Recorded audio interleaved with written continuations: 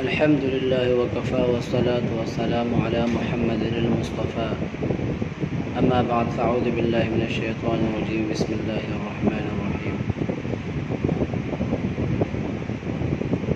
السلام علیکم سامعین محترم، آپ میرا کیمرہ دیکھ سکتے ہیں۔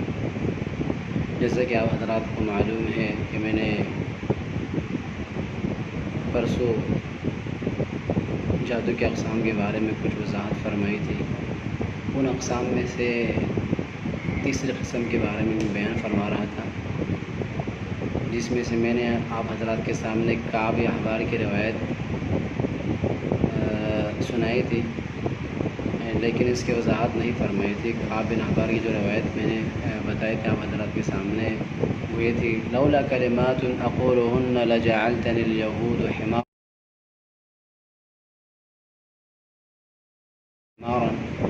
اگر میں یہ کلمات نہیں پڑھتا تو یہودی مجھے گدھئی بنا دیتے۔ اس کے معنی یہی ہے، لیکن اس سے ہمیں دو باتوں کا پتہ چلتا ہے۔ ایک بات تو یہ ہے کہ جادو محال نہیں، ممکن ہے اور ہو سکتا ہے، قرآن سے ثابت ہے، حدیث سے ثابت ہے، تو اس وجہ سے جادو میں شک نہیں، جادو ہو سکتا ہے۔ دوسری بات یہ ثابت ہوئی کہ جادو کا توڑ اللہ رب العزت نے ہمیں قرآن مجید کی شکل میں ہمارے پاس موجود ہے، جادو کا توڑ ہے، اور ان کلمات کے ذریعے سے جادو ختم کیا جا سکتا ہے۔ تو جو قعقاع بن حکیم سے منقول ہے جو روایت، تو بعض حضرات نے سوال کیا کعب بن احبار سے کہ وہ کون سی آیتیں تھی جس کی آپ تلاوت کرتے تھے، تو آیت سنیں، میں وہ آپ کے سامنے سناتا ہوں آج وہ آیتیں۔ اعوذ بوجہ اللہ العظیم الذی لیس له شیء اعظم منہ وبکلمات اللہ التامات التي لا يجوب او زہن بر ولا فاجر وباسماء اللہ الحسنى كلها ما علمت منها وما اعلم من شر ما خلق وبرأ وذرأ۔ یہ الفاظ ہے، یہ الفاظ کعب بن احبار پڑھا کرتے تھے۔ تو ان الفاظ کے ذریعے سے، ان کلمات کے ذریعے سے اللہ رب العزت نے ان کو محفوظ رکھا۔ جادو کی اتنی بڑی مطلب یہ ہے کہ اتنی بڑی چیز سے اللہ رب العزت نے محفوظ رکھا ان کلمات کے ذریعے سے۔ تو آپ بھی، اگر آپ میں سے کسی شخص پر کوئی قسم کا علم ہو چکا ہو تو ان کلمات کے ذریعے سے اس کو ختم کر سکتے ہیں۔ یہ بہت بڑا ایک مجرب عمل ہے، اور ان کلمات کے ذریعے سے انشاءاللہ اللہ رب العزت اس کو ختم کرے گا۔ اب ہم آتے ہیں اپنے اصل موضوع پر۔ آج میں آپ حضرات کے سامنے معجزے اور سحر میں کچھ وضاحت کرنا چاہتا ہوں کہ معجزہ اور سحر میں کیا فرق ہے۔ تو آئے سنیں۔ معجزہ سامعین محترم، معجزہ کہتے ہیں اولیاء کرام، انبیاء کرام کے کرامات سے جو چیز مشاہدے میں آتی ہے، ایک خارق عادت، اس کو معجزہ کہتے ہیں۔ جبکہ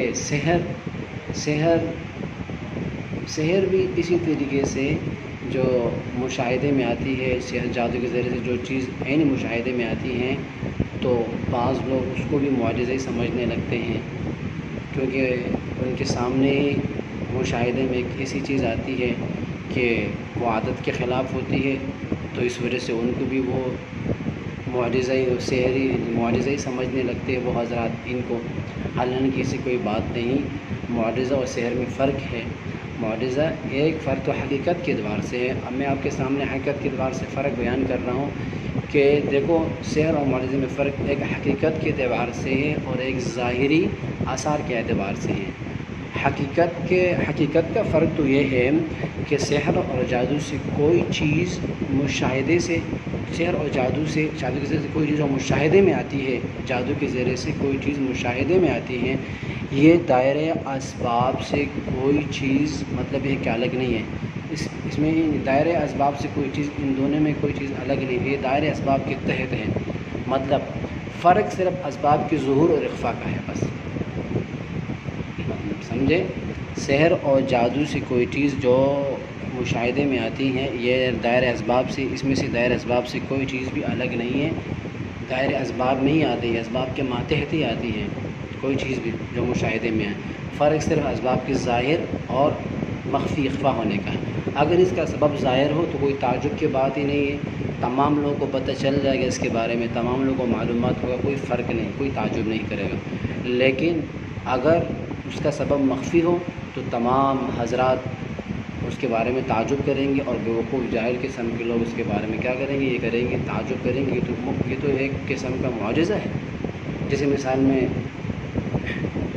آپ بیٹھے ہوئے اور جنات کی طرف سے کوئی لکھی ہوئی چیز پھینک کر کے آئی، پھینک دی، ٹھیک ہے، آپ کو تو پتہ نہیں چلا، جو آپ کے سامنے کوئی کاہن جادوگر ہے وہ یہ آپ سمجھیں کہ ایک معجزہ ہے، بھائی دیکھو خر کی عادت کام ہے۔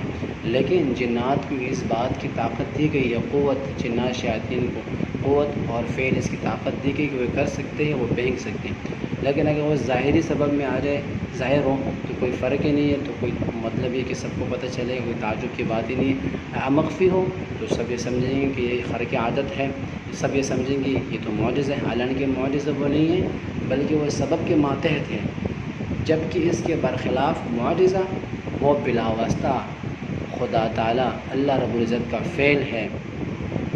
وہ جیسے کہ اللہ رب العزت نے قرآن مجید سے یہ ثابت ہے، اللہ تعالیٰ نے قرآن سے ہی ثابت کیا ہے کہ وما رمیت اذ رمیت ولکن اللہ رمی، اور جنگ بدر کے موقع میں جو یہ واقعہ پیش آیا تھا کہ آپ نے وہ کنکریاں نہیں پھینکی بلکہ اللہ تبارک و تعالیٰ نے وہ کنکریاں پھینکی ہیں، ٹھیک ہے۔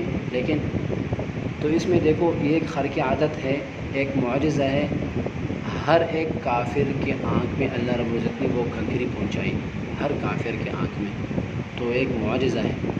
یہ اللہ تعالیٰ تبارک و تعالیٰ کا فعل ہوتا ہے، یہ کوئی کسی سبب کا محتاج نہیں۔ خلاصہ کلام یہ ہوا کہ جادو اسباب طبیعیہ اور مخفیہ کا محتاج ہے، جبکہ معجزہ اس کے برعکس ہے، وہ کسی چیز کا محتاج نہیں، وہ خر کی عادت اللہ تبارک و تعالیٰ کا ہی فعل ہے۔ ایک مطلب یہ ہے کہ آپ کے سامنے ایک واقعہ میں سناتا ہوں نمرود کا، جو ابراہیم علیہ السلام نے نمرود کی آگ گرم کی، بالکل اس کے شعلے بھڑک رہے تھے، اٹھ رہے تھے، لیکن جب ابراہیم علیہ السلام کو اس میں پھینکا گیا تو وہ آیت ہے نا، قُلْنَا يَا نَارُ كُونِي بَرْدًا وَسَلَامًا عَلَىٰ إِبْرَاهِيمَ، ٹھیک، یعنی اے آگ ابراہیم علیہ السلام میرے خلیل پر اتنی ٹھنڈی ہو جا کہ نہ اتنے ٹھنڈی ہو کہ اس کو ٹھنڈک لگے اور نہ اتنا گرم ہو اس کو گرمی لگے، سلامتی والی ہو جائے، بالکل درمیانی۔ تو اب جب کہ اس کے برخلاف بھی ہو سکتا ہے کوئی سبب، مطلب یہ کہ کوئی شخص اپنے جسم پر پوری جسم پر دوائی ملے اور وہ اس میں اپنے آپ کو پھینکے آگ میں، تو گویا کہ اس کا جسم تو نہیں جلے گا، لیکن وہ سبب کا محتاج ہونا، سبب کیا چیزیں ہیں؟ دوا۔ اسی طریقے سے اب تو یہ میں نے فرق بیان فرما دیا آپ کے سامنے معجزے اور سحر جادو میں، لیکن عوام الناس کیسے سمجھے گی؟ اس کو تو پتہ نہیں چلے گا، کیونکہ مخفی ایک سبب، ظاہری سبب، اور اس طریقے سے نا، کیونکہ اس کے سامنے تو ایک ہی چیز ہے، اگر وہ کر رہے تو وہ بھی ان کے آنکھوں سے جادوگر کر رہے، آنکھوں سے مخفی ہے، اور وہ جو نا اگر مطلب یہ کہ انبیاء کرام کا مطلب یہ اولیاء کرام کے ہاتھوں سے جو معجزے ثابت ہوتے ہیں وہ بھی ان کے آنکھوں سے مخفی ہے۔ ان کا فرق پہچاننے کے لیے یہ ہے کہ معجزہ ایک ایسی چیز ہے جو متقی، پرہیزگار، تقویدار لوگوں کے ہاتھوں سے ثابت ہوتا ہے، ٹھیک ہے، جبکہ اس کے برعکس جادو وہ فجار، فساق، گنہگار لوگوں کے قسم سے ہاتھوں سے وہ چیز ثابت ہوتی ہے۔ تو آج تک میرا یہی بیان کافی تھا، ٹھیک ہے، انشاءاللہ اگلی بار میں الگ موضوع، الگ ٹاپک پہ بیان کروں گا۔ اللہ رب العزت ہم اس پہ عمل کرنے کی توفیق عطا فرمائے، اور آپ حضرات اسے ہر قسم کے وظائف کے بارے میں آپ مجھ سے رابطہ کر سکتے ہیں، اور یہ جو ہے میں آپ کو اپنا کانٹیکٹ نمبر بھی دے دوں گا، آپ ہر قسم کے وظائف اور ہر قسم کے مطلب یہ کہ جن کے اوپر کوئی قسم کے اثر ہو اس کے بارے میں مجھ سے رابطہ کر سکتے ہیں۔ السلام علیکم۔